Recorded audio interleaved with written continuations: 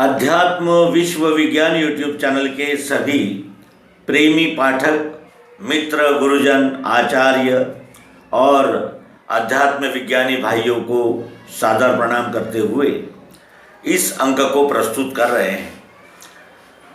जीवन में ऐसा हमारे देखने में आया कि सबसे ज़्यादा रक्तपात ईश्वर, धर्म और उपासना और सांप्रदायिक अहंकार, इन्हीं के वजह से इस विश्व में इतना खून खराबा हुआ। ये हमारा प्रत्यक्ष अनुभव है और इतिहास इसकी साक्ष्य दे रहा है।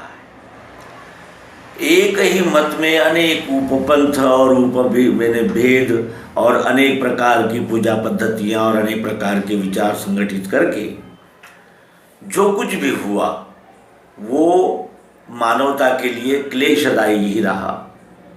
और श्रीमद् भगवत गीता कहती है कि मैं परित्राणाय साधूनाम विनाशाय च दुष्कृताम आता हूँ और फिर मैं धर्म की संस्थापना करके जाता हूँ।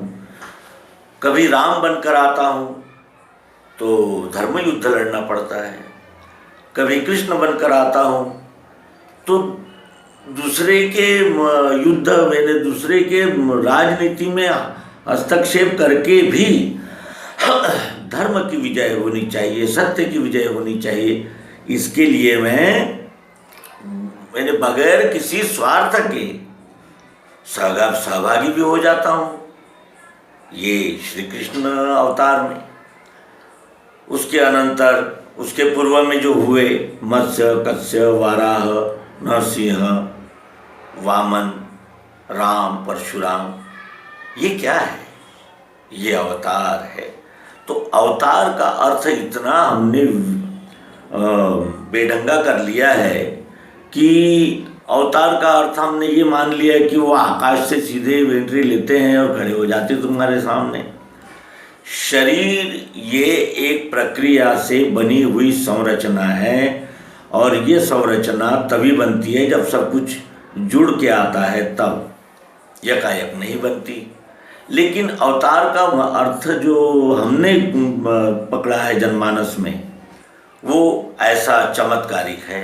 वास्तविक अवतार का अर्थ होता है उनका अवतरण होता है, वो ज़्यादा नहीं होते, वो उनके कार्य से पहचाने जाते हैं और वो उसी कार्य के लिए आते हैं। और वो कार्य क्या होता है?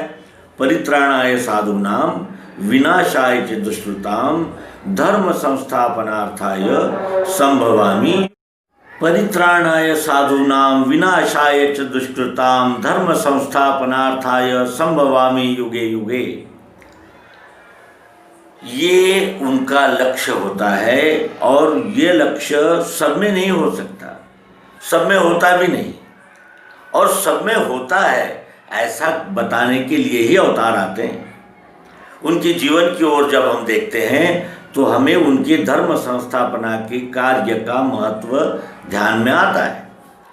और फिर आते हैं वामन, राजा बलि को त्रिपुटी का भेद खोलकर बता दिया और वो संपूर्ण शरण हो गया।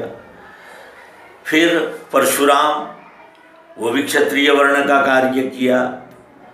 और उसके अनंतर राम, कृष्ण, और अब आए भगवान श्री मायानंद जी चैतन्य।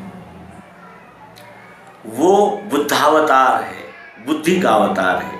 अब तक शस्त्र और राजनीति के सहारे धर्म की संस्थापना की, अब बुद्धि योग देकर, वो तेजस्वी बुद्धि योग देकर वो हमारी बुद्धि में ही यानी परिवर्तन लाना चाहते हैं।